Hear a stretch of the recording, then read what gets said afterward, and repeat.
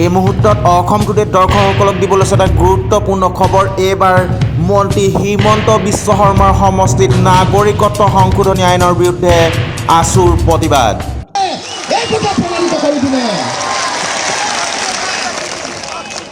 কোনো আৰু এটা কথা কৈ থ'ব খুজিছোঁ, যিসকল ব্যক্তিয়ে জাতিদ্ৰোহীৰ টোপ গিলিব সেইসকলো নিশ্চিতভাৱে জাতিদ্ৰোহীয়ে হ'ব। জাতিদ্ৰোহীৰ টোপ গিলাৰ প্ৰয়োজনীয়তা নাই। আমাৰ অধিকাৰ আমি সাব্যস্ত কৰিব লাগিব। আমি পাবলগীয়া অধিকাৰ আমাৰ ন্যায্য প্ৰাপ্তি। কোনোবাই 500 টকীয়া দেখুৱাই 1000 টকীয়া দেখুৱাই হাজাৰ হাজাৰ মানুহৰ সমাৱেশ কৰি অসমলৈ শান্তি আনিম বুলি কোৱা কথা যে কোনো অৰ্থ নাই। সেই শান্তি সমদলে অসমৰ জনতাৰ হৃদয় আৰু অন্তৰাত্মাত কেতিয়াও শান্তি আনিব নোৱাৰে।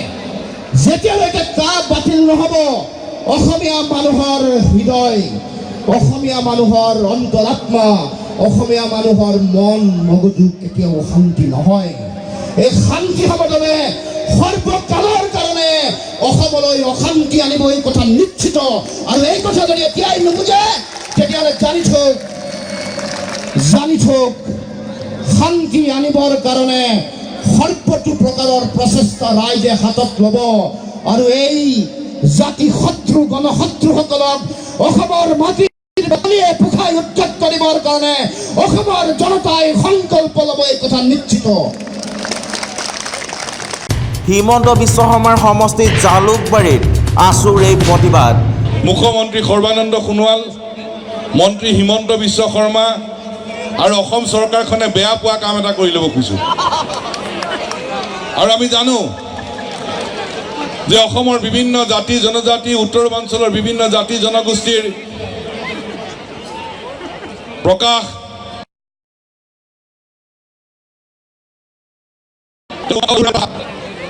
সাতখন ৰাজ্যৰ আৰু অসমৰ বিভিন্ন জাতি জনজাতিৰ জনগোষ্ঠীসমূহৰ সাহস, উদ্যম আৰু অনুপ্ৰেৰণাৰ এটা ভাষা। আৰু এই ভাষাটোক লৈ মন্ত্ৰী হিমন্ত বিশ্ব শৰ্মা তাচ্ছিল্য কৰিছিল। অসম আৰু উত্তৰ পূৰ্বাঞ্চলৰ খিলঞ্জীয়া মানুহৰ ভাষা বুজি নাপাবই বুলি আৰম্ভ কৰিছে। গতিকে এতিয়া মই সেইকাৰণে তেওঁলোকে বেয়া পোৱা কামটোকে কৰি ল'ব খুজিছোঁ প্ৰথম। কাৰণ অসম আৰু উত্তৰ পূৰ্বাঞ্চলৰ খিলঞ্জীয়া মানুহৰ এইটো ভাষা, সাহস, উদ্যম আৰু অনুপ্ৰেৰণাৰ ভাষা।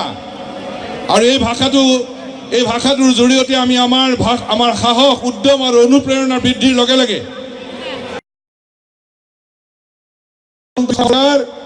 আৰু প্ৰধানমন্ত্ৰী নৰেন্দ্ৰ মোদী, অমিত শ্বাহৰ কেন্দ্ৰীয় চৰকাৰক আমি সকীয়াই নিদিব খুজিছে শুৱালকুছিৰ পৰা।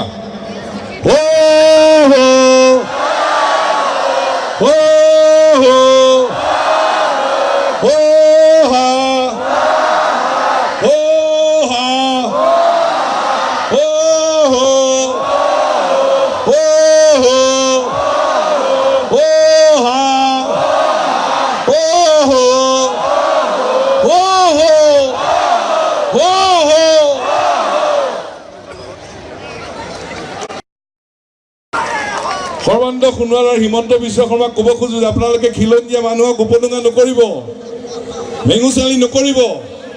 এইটো আমাৰ খিলঞ্জীয়া মানুহৰ সাহস, উদ্যম আৰু অনুপ্ৰেৰণাৰ ভাষা।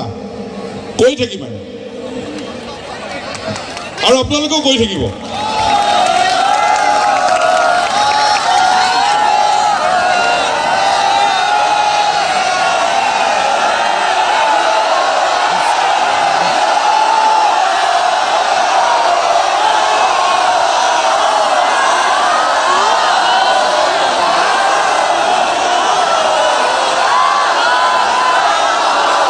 এতিয়া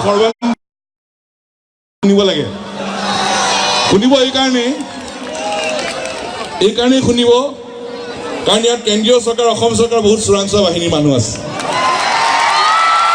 আৰু তেওঁলোকে সৰ্বানন্দ সোণোৱাল আৰু মুখ্যমন্ত্ৰী আৰু মন্ত্ৰী হিমন্ত বিশ্ব শৰ্মাক জনাই দিব। মই তেওঁলোকক অনুৰোধ জনাইছোঁ যে আপোনালোকে কথাটো আপোনালোকে জনাই দিব। সমবেত ৰাইজ, আমি ইয়াত কিয় সমবেত হৈছোঁ এই কথা আমি সকলোৱে জানো। কিন্তু আজি এটা অত্যন্ত গুৰুত্বপূৰ্ণ দিন।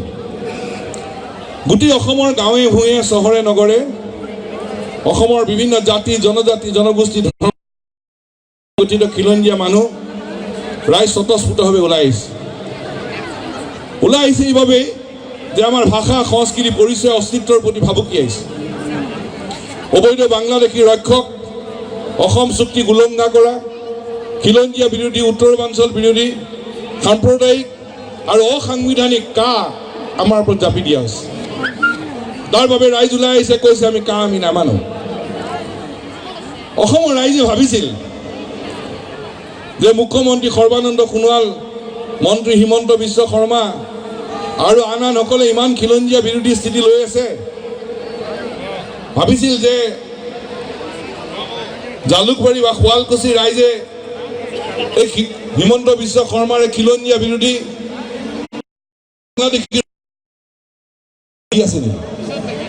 শদিয়াৰ পৰা ধুবুৰীলৈ সকলো ৰাইজৰে ধাৰণা আছিল যে ইমান প্ৰবল প্ৰতাপী মন্ত্ৰী, ডাঙৰ ডাঙৰ কথা কয়, খিলঞ্জীয়া মানুহক তুচ্ছ তাচ্ছিল্য কৰে।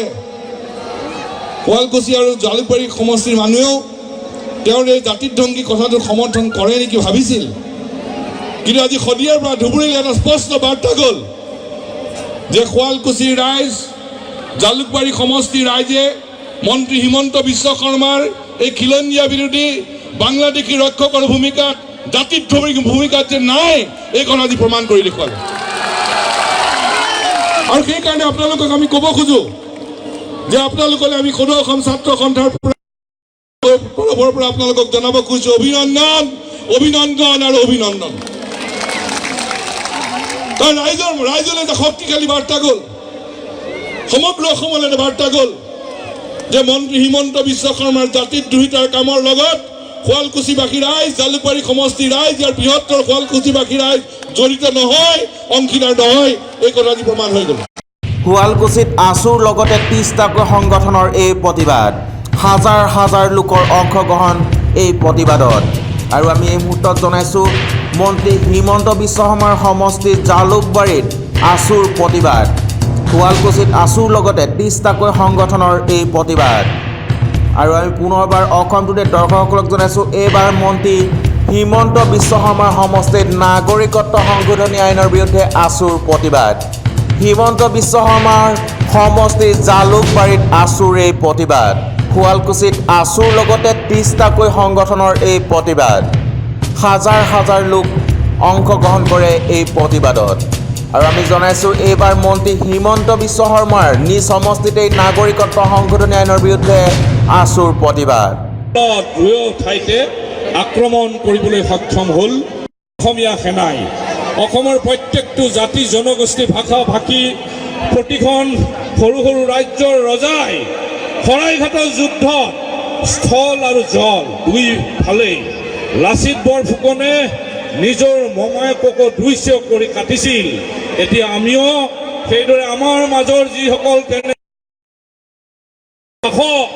তেওঁলোকক আমি ওফৰাই দিব লাগিব, আমি প্ৰত্যেকে ওফৰাই দিব লাগিব। আৰু তাৰ পিছত শৰাইঘাটৰ ৰণত অৱতীৰ্ণ হৈছিল। আলাবাই ৰণৰ হাৰৰ পতক তুলিবৰ কাৰণে লাচিত বৰফুকনে জঁপিয়াই পৰিছিল সেই সময়ত ৰামসিংহ বাহিনীৰ ওপৰত, আৰু কাটি কাটি সেই মানুহবোৰক ব্ৰহ্মপুত্ৰত উটুৱাই দিছিল। ব্ৰহ্মপুত্ৰ নদী তেজেৰে তুমুৰলি হৈছিল, তেজৰ নৈ বৈ গৈছিল। লাচিত বৰফুকনে মোগলক হতুৱাইছিল এই শৰাইঘাট, এই পথাৰবোৰতে ৰণ হৈছিল। আপোনালোকে সেই ইতিহাস পাহৰি গ'লে নহ'ব।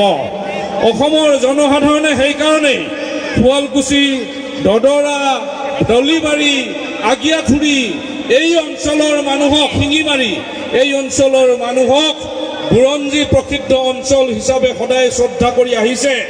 আপোনালোকৰ গাত চেপা লগাবৰ কাৰণে এই অঞ্চলৰ পৰাই প্ৰতিনিধিত্ব কৰা মন্ত্ৰীগৰাকীয়ে ইচাদ বিচাদ কৰি সমগ্ৰ অসমক তেওঁ বিপথে পৰিচালিত কৰা ধৰণৰ বক্তব্য চতুৰভাৱে তেওঁ ৰাখিছে।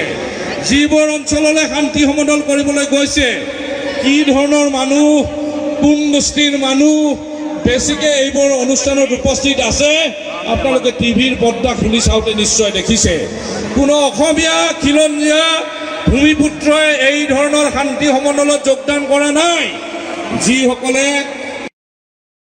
বাস কৰিব খোজে তেনেধৰণৰ, মই কথা স্পষ্টকৈ কৈছোঁ, আপোনালোকৰ মৰ্যাদা আছে, শুৱালকুছিৰ শুৱালকুছি যি কাৰণত অসমৰ গৌৰৱ, ভাৰতবৰ্ষৰ গৌৰৱ, আপোনালোকৰ তাঁতশাল উদ্যোগ, কাপোৰ উদ্যোগ বা আপোনালোকৰ বস্ত্ৰ উদ্যোগ, এই উদ্যোগত আজি যদি বাংলাদেশৰ পৰা সেইদৰে মানুহ আহে বা হিন্দু বাংলাদেশীৰ নামত অধিক বাংলাদেশী এতিয়া আৰু আহি থাকে, তেতিয়াহ'লে আপোনালোকৰ বস্ত্ৰ উদ্যোগত কেনেকৈ প্ৰভাৱ পেলাব মই এটা উদাহৰণ মাত্ৰ ক'ব খুজিছোঁ। আপোনালোক সৰ্বোত্তম কাপোৰ উৎপাদনকাৰী দেশ, পৃথিৱীৰ ভিতৰত দ্বিতীয় গাৰ্মেণ্ট উৎপাদনকাৰী দেশ হ'ল বাংলাদেশ, প্ৰথম হ'ল চাইনা। এই বাংলাদেশৰ ব্যক্তিসকল যদি আজি অসমত আহে, তেতিয়াহ'লে শুৱালকুছিৰ বজাৰখন দখল কৰি পেলাব, স্পষ্ট কথা। News desk report, Assam today.